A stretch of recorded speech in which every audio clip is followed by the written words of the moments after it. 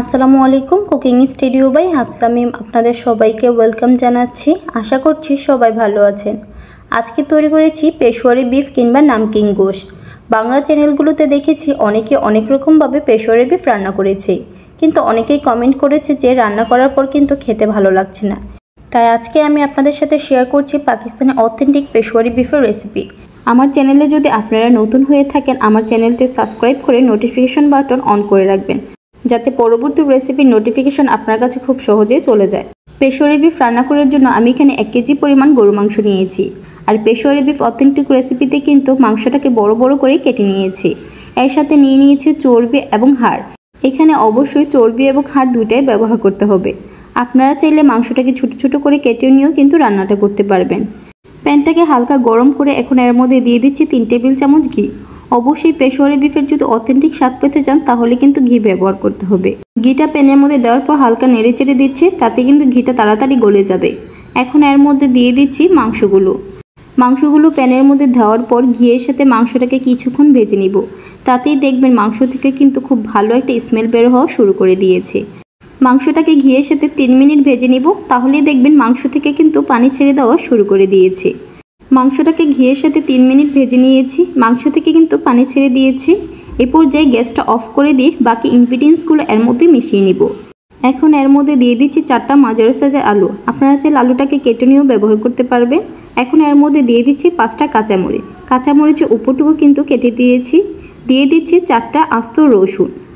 এখন এর মধ্যে দিয়ে দিচ্ছি মাঝারি সাইজের 4টা পেঁয়াজ। সবগুলো ইনগ্রিডিয়েন্টস দেওয়ার আগে একটু ছড়িয়ে দিচ্ছি, তাতে কিন্তু মাংসটা দেখতেও সুন্দর লাগবে। এখন এর মধ্যে দিয়ে দিচ্ছি আস্ত আদাটাকে দেওয়ার সময় কিন্তু চারদিকে একটু ছড়িয়ে দিয়ে দিচ্ছি। এখন এর মধ্যে দিয়ে দিচ্ছি 2টা টমেটোটাকে মাঝ বরাবর কেটে এর মধ্যে দিয়েছি। এখন এর মধ্যে দিয়ে দিচ্ছি 1 টেবিল চামচ লেবুর রস দেওয়ার কারণে কিন্তু মাংসের কাঁচা স্মেলটা আসবে না। এখন এর মধ্যে দিয়ে দিচ্ছি 2টা দারচিনি, আর দিয়ে দিচ্ছি 4টা সবুজ এলাচ, দিয়ে দিচ্ছি 4-5টা লবঙ্গ, এর সাথে অ্যাড করে দিচ্ছি 2টা তেজপাতাটা দেওয়ার আগে তেজপাতাটাকে ছোট ছোট করে কেটে নিয়েছি। এখন এর মধ্যে দিয়ে দিচ্ছি 1 টেবিল চামচ আস্ত গোলমরিচ এবং সাথে অ্যাড করে দিচ্ছি 2 টেবিল চামচ সাদা তেল, আর দিয়ে দিচ্ছি পরিমাণ মতো লবণ দেওয়ার পর এখন এর মধ্যে অ্যাড করে দিব 3 কাপ ফুটন্ত গরম পানি। রান্নার মাঝখানে কিন্তু ঠান্ডা পানি ব্যবহার করা যায় না, সে কারণে আমি এখানে ফুটন্ত গরম পানি ব্যবহার করেছি।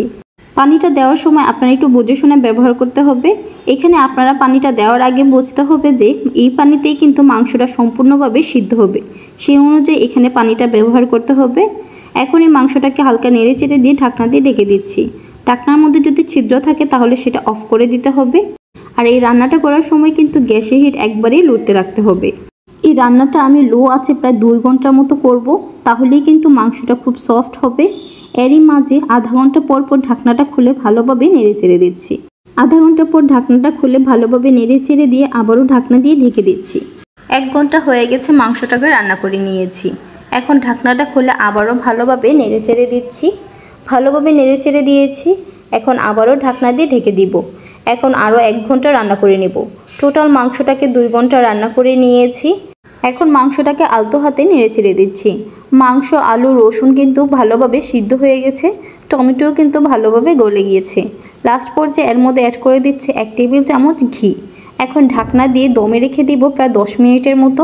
এ পর্যায়ে গ্যাসটা অফ করে দিব। 10 মিনিট দমে রাখার পর ঢাকনাটা খুলে নিয়েছি। দেখুন কত সুন্দর কালার চলে এসেছে। এখন এই মাংসটাকে একটি প্লেটের মধ্যে পরিবেশন করে নিচ্ছি।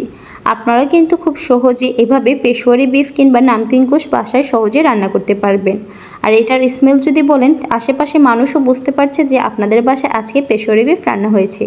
দেখুন চাপ দিতেই কিন্তু মাংসটা গলে যাচ্ছে।